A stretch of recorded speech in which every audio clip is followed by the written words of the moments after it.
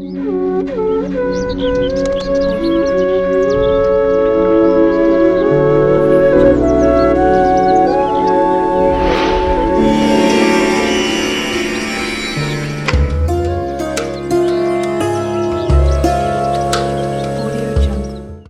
ఒక్కోసారి మనం ఏదైనా పని ప్రారంభించినప్పుడు అనుకోని అవాంతరాలు ఏర్పడటం జరుగుతూ ఉంటుంది.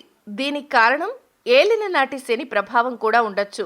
ఒక్కోసారి వివాహ ప్రయత్నాలు ముందుకు సాగవు. ఏదో ఒక ఆటంకం, ఇబ్బందులు వస్తూ ఉంటాయి. దీనికి కారణం ఖచ్చితంగా శని ప్రభావమే. అయితే ప్రతి గుడిలో నవగ్రహాలుంటాయి. ఆ నవగ్రహాల ముందు ప్రతి శనివారం నువ్వుల నూనెతో దీపం వెలిగించాలి. అలాగే శనీశ్వరుడికి బెల్లం అంటే ఇష్టం.